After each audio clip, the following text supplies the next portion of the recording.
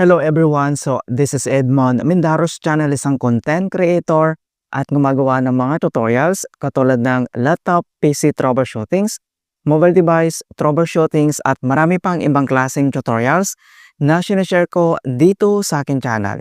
At sa video ito ay pag-uusapan natin at i-guide ko kayo on how to redeem Microsoft Rewards Zalora gift card using mobile phone. So, hindi lang naman PC or laptop yung pwede natin gamitin sa pag-redeem ng points dito sa Microsoft. Pwede natin gamitin yung ating mobile phone. Okay, so ilalagay ko sa description box ang iba pang tutorials ko regarding dito sa Microsoft Rewards. And then next step, kailangan lang natin mag-login sa ating Microsoft account. So, dito lang sa ating Chrome browser, i-click mo lang, i-type mo lang dito yung Microsoft login. And then next, makikita mo kaagad dito yung first link na Microsoft account, sign in, kailangan mo lang i-click yan, and then ilagin mo lang yung Microsoft account, and kailangan mo hanapin doon yung Microsoft Rewards. And then I suggest kapag nahanap mo na siya, dito sa top right corner, i-click mo yung tatlong dot, and then kailangan mo lang i-tap dito yung add to home screen. Kapag na-click mo na yan, ganito na yung makikita mo dito sa ating mobile screen. Okay, so ang next step, i-click mo lang, at automatic na yan na madadirect tayo dito sa Microsoft homepage. Okay, so dito na tayo sa ating Microsoft Rewards homepage. Makikita mo dito yung ating available points and then pwede na tayo mag-redeem dito. So since Zalora gift card yung ating i-redeem, dito lang sa pinakagitna, kailangan mo lang i-select dito yung redeem. Okay, so dito naman sa redeem, marami kang pagpipilian dito. Kailangan mo lang mag-scroll down. And then, pili ka lang dito kung anong gusto mong i-redeem. So, depende yan sa naipon mo na points. So, since Zalora yung ating i-redeem dito, kailangan mo lang yan hanapin.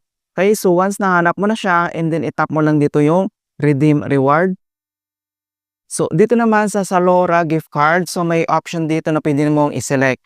So, mayroon ditong 300 gift cards. So, ang kailangan na points na kailangan mo dito ay dapat mayroon kang 6,665 points. Kapag 500 gift card naman, kailangan mayroon ka ditong 11,110 points. Kapag 1,000 naman yung sinilik mo, kailangan mayroon ka ditong 22,215 points. So since mayroon tayong 200 na points na gift voucher, so pwede natin yan gamitin pang less natin. Okay? So select ka lang dito kung ano yung option mo. And then select lang tayo dito yung 1,000 gift card. Kapag nil-select mo na, itap mo lang dito yung redeem reward. Ayan, so confirm your reward, verifying, and success. The next step, itap mo lang dito yung confirm reward. Okay, so verify your account. So verify through phone, mobile fees may apply. So may dalawang option dito na pwede mong i-select sa pag-verify. So select an option below to receive 5 or 6 digit confirmation code. So, isiselect lang natin dito yung send me an SMS text message. And then, yung verification code ay isisend sa ating mobile phone na registered sa ating Microsoft account. And then, itap mo lang dito yung send. So, wait natin yung code na ma-receive natin. Kapag na-receive mo na, itap mo lang dito yung complete my order.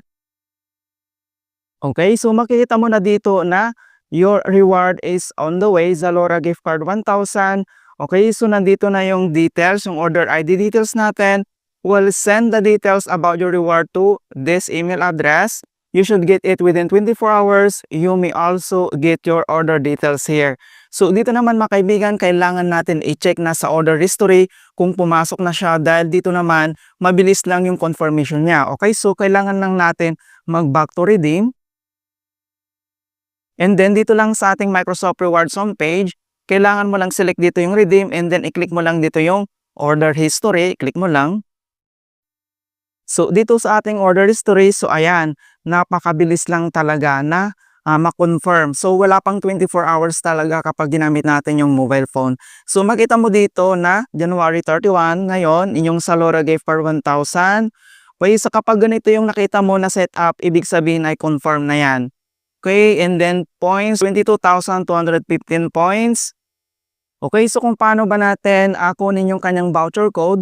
So, makikita mo dito yung get code. Kailangan mo lang yan i-click.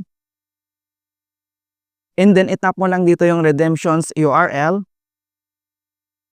Okay, so madadirect ka na dito sa gifted.ph. You've been gifted this voucher entitles you to purchase the following at Zalora. Okay, so nandito na yung voucher code natin. So pwedeng-pwede mo na itong gamitin sa Zalora app. Okay, so nandito na yung voucher code natin. Okay, so nandito na yung amount.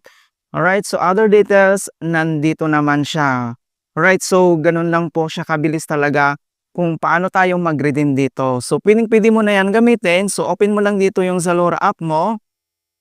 For example, and then kailangan mo lang mag-add to bag. So select ka lang ng items dito. Okay, so once nakaselect ka na yung item, select mo lang siya. And then, may makikita ka dito, enter voucher code. Okay, so ito siya. So, gift card, i-click mo lang yan. And then, enter mo lang dito yung Microsoft Rewards na Zalora gift cards. I-tap mo lang dito yung add. Ganun lang po siya, kabilis talaga gamitin. And then, pwede mo na itong gamitin, malaki yung discount na masisave mo dito talaga.